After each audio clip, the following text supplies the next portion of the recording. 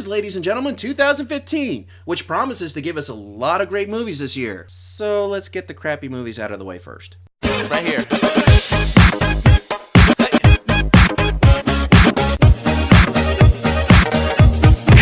Let's go.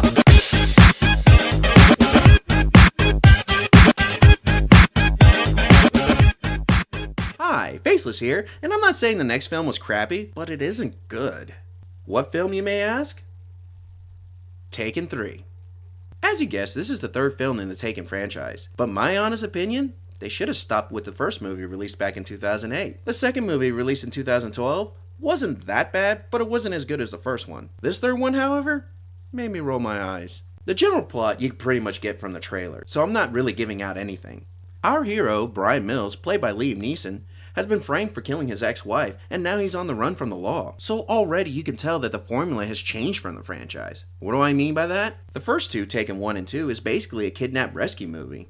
This time around, it felt more like I was watching The Fugitive. Except there's no one-armed man involved in this one. Now from the screenwriter's point of view, I can understand doing something a little different and not do the same thing over and over again. But the premise of this film is such a huge departure from the other two that it just didn't feel right. In the first two, Mills has his loved ones kidnapped, and he has little clues to go off of, but he uses various techniques, both interesting and pretty awesome, to find them. At the same point, he faces international villains who knew how to cover their tracks. That to me was impressive, and kick-ass. But this time around, he's going against the LAPD. Not so impressive, and pretty lame. The detective that's in charge of the investigation and the manhunt for Brian Mills is played by Forrest Whitaker, who knows the type of person that Brian Mills is. He's a smart guy, but he's literally a step behind our hero. Plus, overall, he didn't seem that aggressive enough. Like, he was really looking for the guy, but half the time when he realizes what Mills is up to, it was too late and he was kind of left chuckling to himself. More like, oh, that son of a bitch, he got me. And by the way, what's with the rubber bands? As that plot's going on, there is another plot where Mills is trying to find out who's responsible for killing his ex-wife, and at the same time trying to figure out why he's being framed for it. And it's pretty simplistic. You kind of figure everything out halfway through the film, so by the time you get the big reveal at the end, or the plot twist, it doesn't pay off that well. It had me going, really? This is the route we're going? Oh, Jesus. As far as the action in the film, I didn't like it.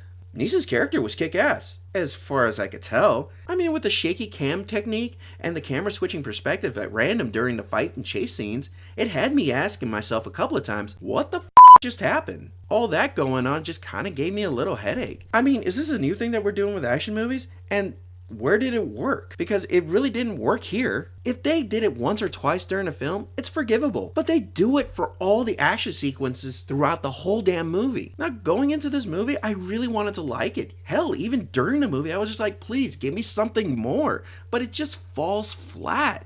Almost near cliche. And at the end, I had to ask myself, was this sequel really necessary? No.